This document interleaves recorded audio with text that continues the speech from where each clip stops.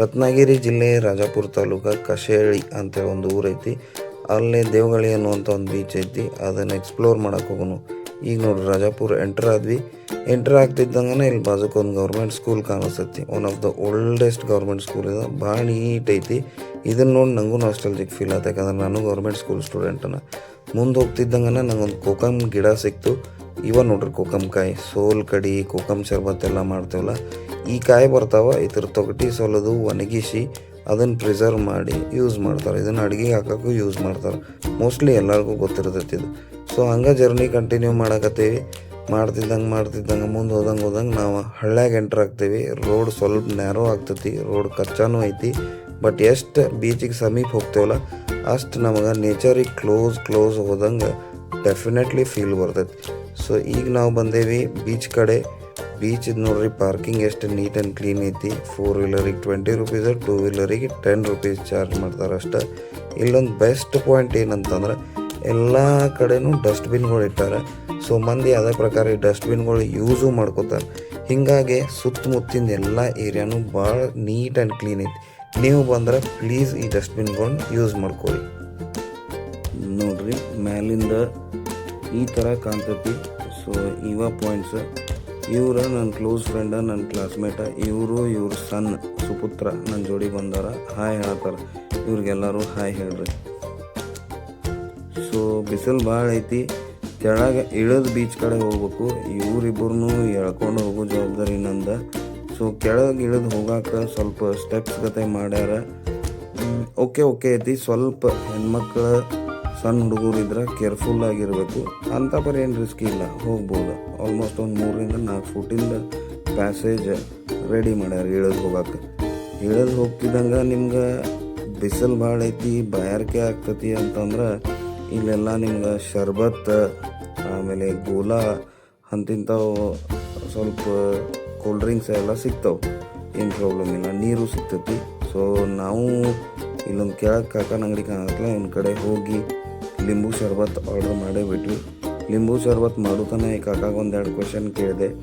ಇಲ್ಲಿ ಟೂರಿಸ್ಟ್ ಭಾಳ ಬರ್ತಾರೆ ಅಂತ ಕೇಳಿದೆ. ಕೋವಿಡ್ಗಿಂತ ಮೊದಲು ಯಾರೂ ಇರ್ತಿರ್ಲಿಲ್ಲ.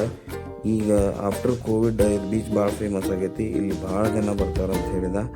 ಸೊ ಇಲ್ಲಿಷ್ಟೆಲ್ಲ ಜನ ಬಂದರೂ ಹೊಲಸು ಮಾತ್ರ ಆಗಾಕ್ಬಿಟ್ಟಿಲ್ಲ. ಭಾಳ ಕ್ಲೀನ, ನೀಟ, ನೀರನ್ನು ಭಾಳ ಸ್ವಚ್ಛ ಅನ್ನಿಸ್ತಾವ. ಸೊ ಈಗ ನಮ್ಮದು ಲಿಂಬು ಶರ್ಬತ್ ರೆಡಿ ಆಯಿತು. ಕುಡಿದೆ. ಟೇಸ್ಟ್ ಮಾತ್ರ ಭಾರಿ ಸೂಪರ್ ಐತಿ.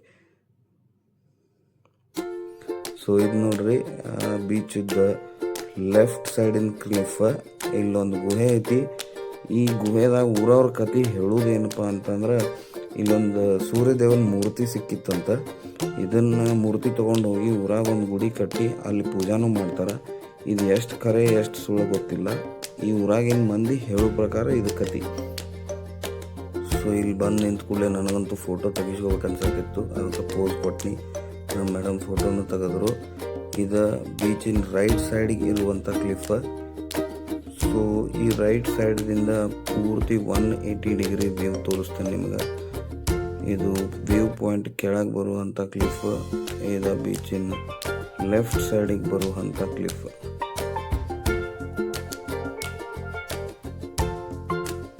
ಇಲ್ಲಿಂದ ಇನ್ನೂ ನಾವು ಸ್ವಲ್ಪ ಕೆಳಗೆ ಇಳಿದು ಹೋದ್ರೆ ನೀರು ಕಡೆ ಹೋಗ್ತೇವೆ ಪೂರ್ತಿ.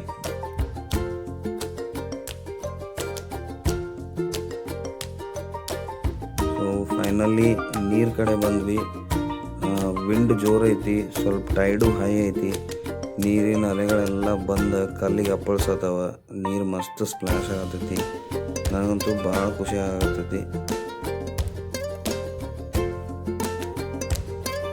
ಗೋವಾ ಹೋಗಿ ಅವ ಬೀಚಸ್ ನೋಡಿ ಬೋರ್ ಆಗಕತ್ತಿದ್ರೆ ಈ ಬೀಚಿಗೆ ಒಂದು ಟ್ರೈ ಕೊಡ್ಬೋದು.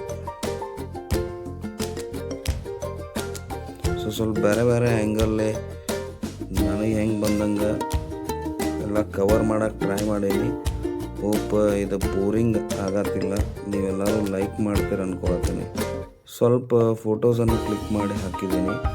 ಸೊ ನಿಮಗೆಲ್ಲ ಒಂದು ಕ್ಲಿಯರ್ ವ್ಯೂ, ಒಂದು ಕ್ಲಿಯರ್ ಐಡಿಯಾ ಸಿಗಲಿ ಈ ಬೀಚ್ ಬಗ್ಗೆ ಅಂಥೇಳಿ.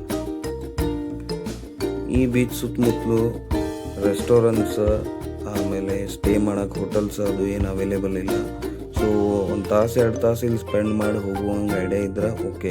ನೀವು ಫುಲ್ ಡೇ ಸ್ಪೆಂಡ್ ಮಾಡ್ಬೇಕಂದ್ರೆ ಎಲ್ಲ ತಯಾರಿ ಒಳಗೆ ಬರ್ಬೇಕು, ಊಟ ಗೀಟ ಕಟ್ಕೊಂಡ್ಬರ್ಬೇಕು. ಹೇಳಕತ್ತಿದ್ನೆಲ್ಲ ಅದ ಕನಕಾದಿತ್ಯ ಮಂದಿರ ಇದೆ. ಒಳಗೆಲ್ಲ ವುಡನ್ ಕಾರ್ವಿಂಗ್ಸ್ ಐತಿ. ಗುಡಿ ಮಾತ್ರ ಭಾಳ ಚಂದ ಐತಿ, ನೀಟ್ ಐತಿ, ಕ್ಲೀನ್ ಐತಿ.